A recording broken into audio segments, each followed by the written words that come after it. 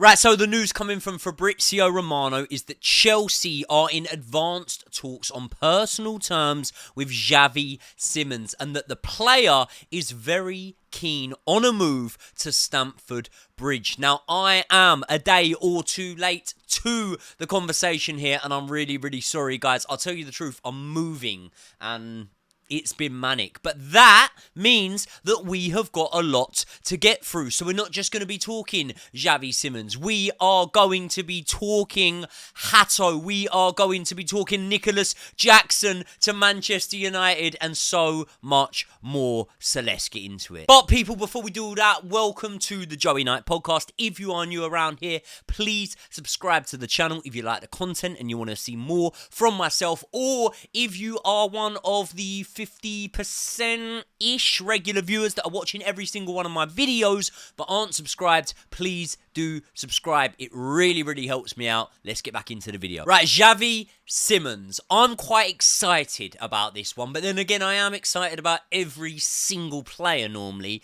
that we get linked to, unless it's Garnacho. But in Javi Simons, right, you've got a player who obviously has sky-high potential, 2 years left on his contract. You've also apparently got Bayern Munich interested in him as well. And do you know what? I must have first heard about this kid 5-6 years ago, pre-lockdown. I reckon he was about 15, 16 when I heard about Javi Simons. And I actually remember, if memory serves me correctly, there was a bit of a tug of war, wasn't there, at like academy level between Barcelona and between PSG for the signature of Simons. I think that Simons was at Barcelona and PSG either signed him or he didn't renegotiate a contract, went to PSG, never really played for PSG. They actually sold him to PSV. Right? PSV in the Dutch league, not PSG in the French league. Now, he goes to PSV and absolutely tears it up. He proves why he is regarded as a wonder kid, in effect. And he does so well that PSG, yes, I know, this is complicated, sign him back from PSV. They didn't loan him there. They sold him, but they had the obligation, if he turned out to be really good, which clearly they didn't think he was that good, they could sign him back. They signed him back. What did they do? They didn't fucking play him. Now, if they had signed him now, they'd have played him. This PSG would have played Javi Simons. But the PSG from when they signed him back a couple of years ago was the old Mbappe Galactico PSG and whatever. The only wonder kid they had at the time was Mbappe. And Javi Simons wasn't able to get his way into the team. So they loan him out to RB Leipzig, right? He does so well that RB Leipzig want to make the move permanent. They do that. And then this season for RB Leipzig, it seems to have tailed off a little bit towards the end and therefore he could be available. So let's think about this one, because I think that we're guaranteed to bring in at least one more attacker, to be honest. I think that we're due to bring in another attacker, and obviously the papers are printing stories that we can't actually bring anyone in, we need to sell and whatever. We get onto all that bollocks, but here's the fact, right? We need to bring in one more attacker, and I do believe that this is a player who would fit very well. If you look at last season, right? Predominantly, this guy's a left winger. That's where we need to address. That's where I don't feel that we have the depth. And 17 goal involvements in, I think it was 35 starts last season for RB Leipzig is really impressive. I've noticed that, right? I've gone back like 3-4 seasons. When he's available, he starts. He doesn't come on as a substitute. He starts matches, this kid, whenever he is available. And bearing in mind, right, I mean, like, look at Mudryk, right? He tore it up in Ukraine for Shakhtar Donetsk. He was tearing it up from quite a young age for his country. But in 121 career appearances, when he started the match on the left wing, Mykhailo Mudryk has only produced 19 goals in 121 career appearances. Javi Simons has scored 18 in 59 career appearances from the left wing. So that there shows you that this is definitely a more creative outlet than Mykhailo Mudryk, who was our left winger before and obviously won't be here. So, young age of 22, he's already won a league title in France. Not sure how much he contributed towards that one. Didn't really play, but he has acquired silverware with RB Leipzig. He got in the team of the season. Bundesliga, was it this season? I think it was last season, actually, that he got in the team of the season. And he's performed on the big stages, hasn't he? We all remember the banger he scored against England, and he's a decent goal scorer. By the way, a decent goal scorer from those positions. I mean, look at who we wanted to sign, Florian Wirtz, who's just signed for Liverpool, right? I might get made to look really, really stupid because this is just off the top of my head, but I'm sure he scored 10 goals last season in the league. And I know that Javi Simons scored 10 goals. Did he score 10 goals? Yeah. I think he scored just as many league goals. I think he scored 10 goals. But this is the thing. I looked at this, right?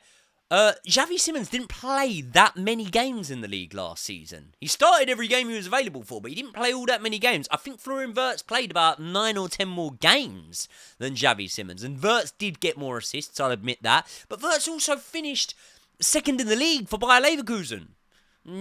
Javi Simons finished, 6th, 7th, 8th? I don't know where Leipzig finished. About 7th, I finished. So, yeah, we're hearing that it could be around 65 million quid. And to be honest, in a market where Madueke's going for 55, Alanga's going for 55, I don't think that's bad.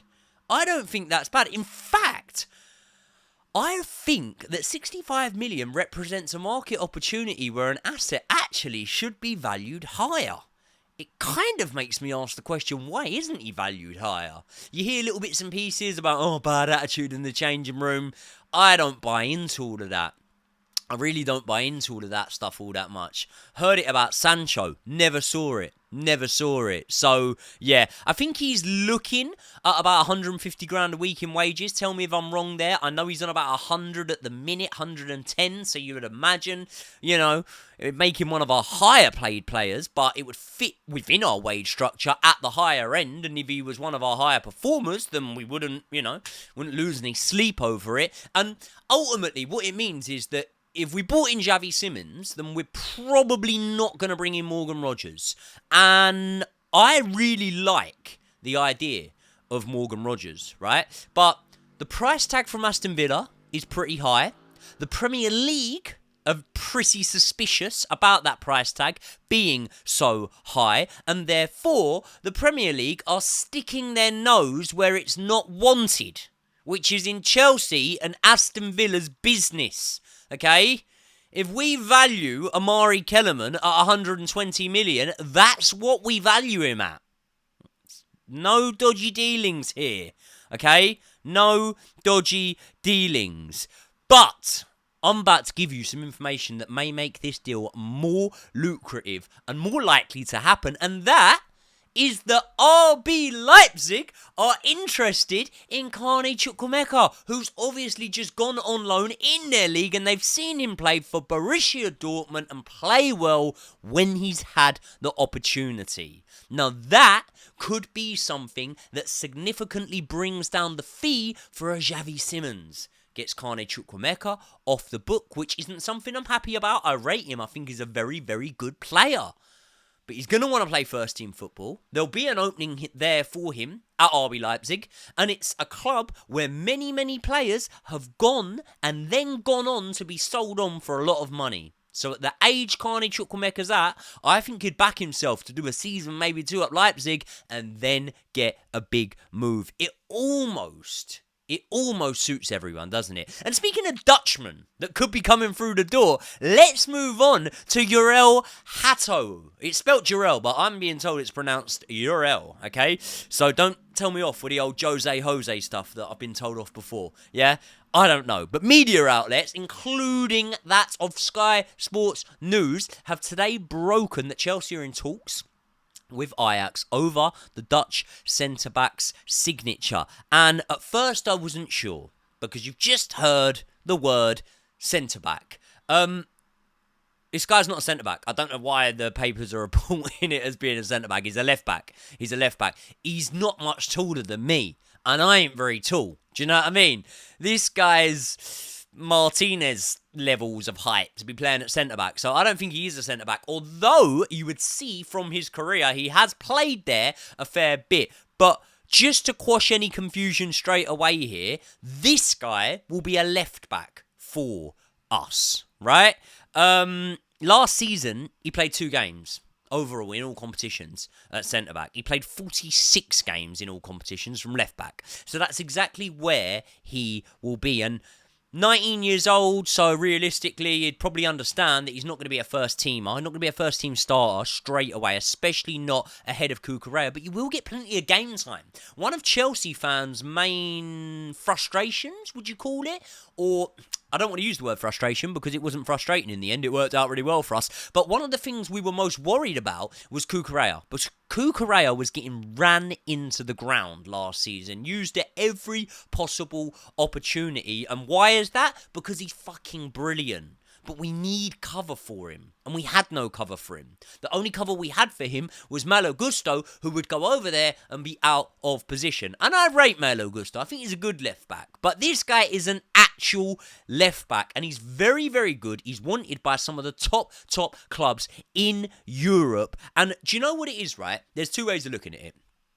If you come in as backup to the team's second or third most important player, the starting 11's second or third most important player, most people would argue, yeah, in Cucurella, you could look at that as a negative thing. It could be disheartening because you could go, well, this is going to be almost impossible to permanently dislodge this fella, isn't it?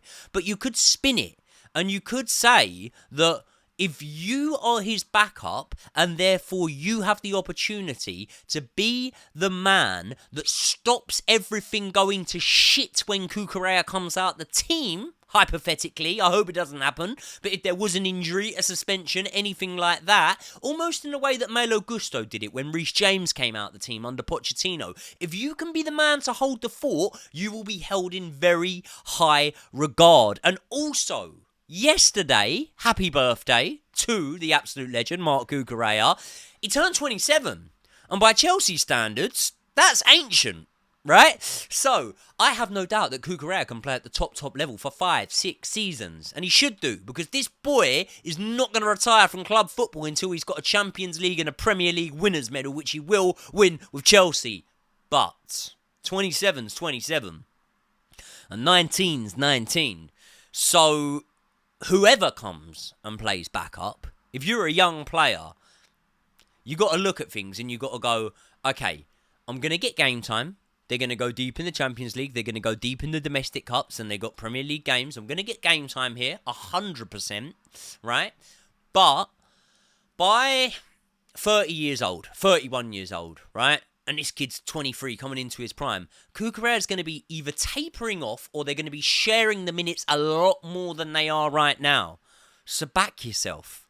Back yourself. I do think it's a gamble from Hato's perspective, but no one ever got anywhere in life without taking a gamble. And 60-odd mil is a lot of money to pay for a teenager, but when the kid's 19, even if he flops, you'd fancy yourself to be getting a little bit of money back for him, wouldn't you? If he's 19.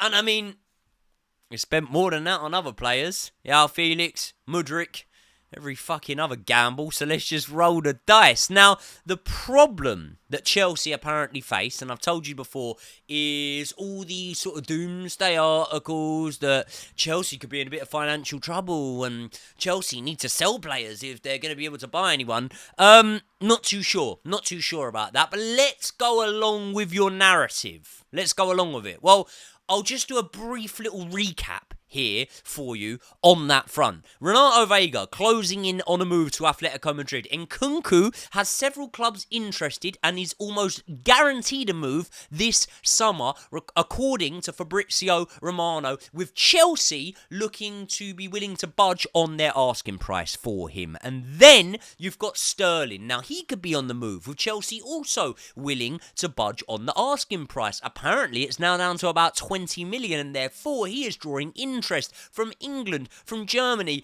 and most significantly, in my opinion, from Italy. Juventus apparently interested in Sterling. They were apparently interested in Jadon Sancho as well. I think they should go for Sterling. Really good fit for Juventus. Fits into that system way better than Sancho.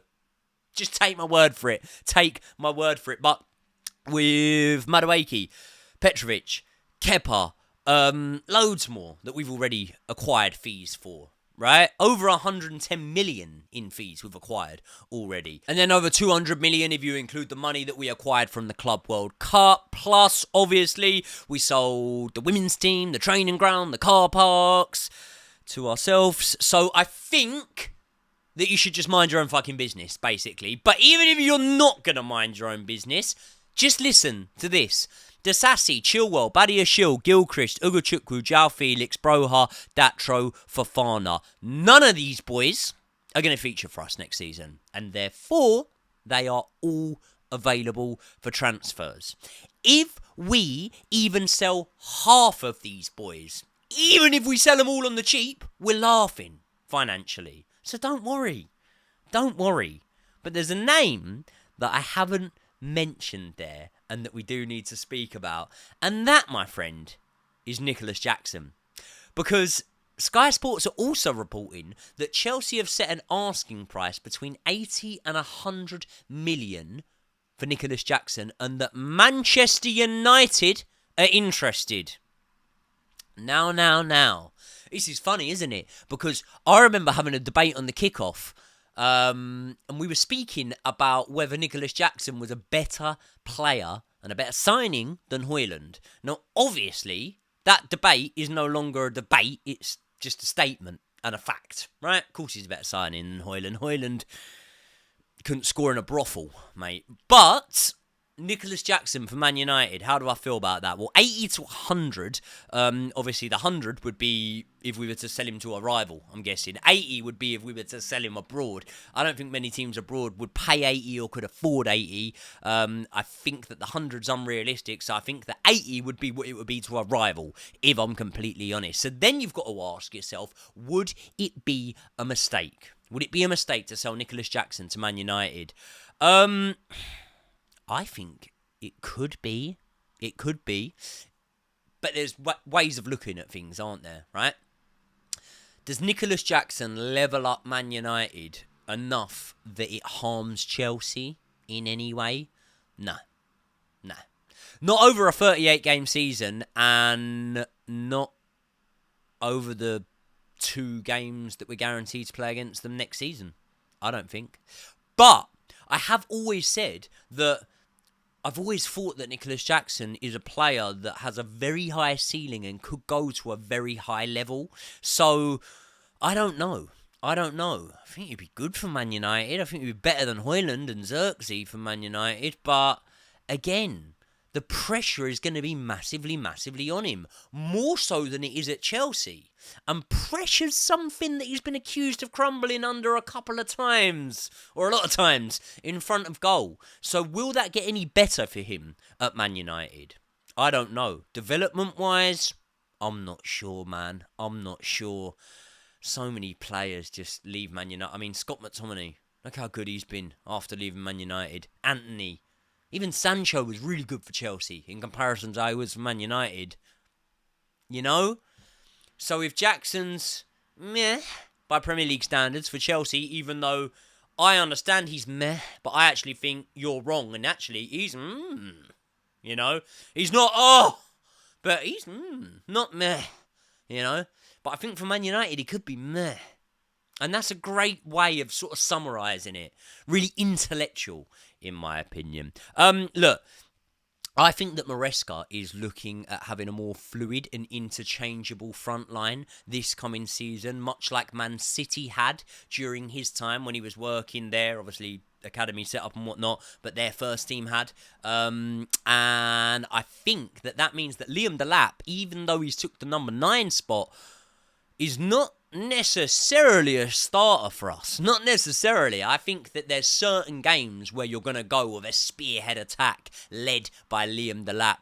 Potentially Arsenal away when they've got a lot of height from set pieces, things like that. And there's certain games where you'll switch it to that during the game. But I don't necessarily believe this second right now that Liam Delap just starts every single match for Chelsea as the number 9. I think that you'll see João Pedro there a fair bit. If Javi Simons comes in, you could see him there, you know? And I think it will be a little bit more interchangeable across that front line. So, therefore, I've always thought that Nicholas Jackson would be brilliant there. And I don't think that Javi Simons is a Nicholas Jackson replacement. But if Nicholas Jackson wants to go and play first-team football, I think he'd probably be guaranteed it at Man United, especially if they're selling Rashford. And, yeah, maybe it could happen. Maybe it could work. I'd be sad to see him go, but I'm not all that bothered about it. Yeah. I don't think that whether Nicholas Jackson's here next season or not here, we score less goals without him. And I don't mean in terms of him contributing. I just mean, you know, him being there. I think we're all right. So there's the news for today. If I was a betting man, I would say that one of the Simons or Hato deals does get over the line. I'd like them both to. But in terms of who comes in and makes an impact next season, barring an injury, touch wood, God forbid, you'd imagine it'd have to be Simons rather than Hato just because Cucurella's got that position locked down. But who knows? I could be wrong. People, let me know your thoughts in the comment section below. I will try and get a video banged out for you guys tomorrow, but I'm moving. And when I do move, hopefully I'm going to be in a position where I can have a bit of a better backdrop for you guys, decorate it a little bit better, make it a little bit better. So, yeah, it should be all good. But I've missed you very much. I will speak to you very soon. Just trying to get this move done. Potentially, you're going to open one of these videos soon and it's going to look completely different. So, yeah, there you go. Let me know your thoughts in the comment section below. Love you all very much. I will see you all in the next one.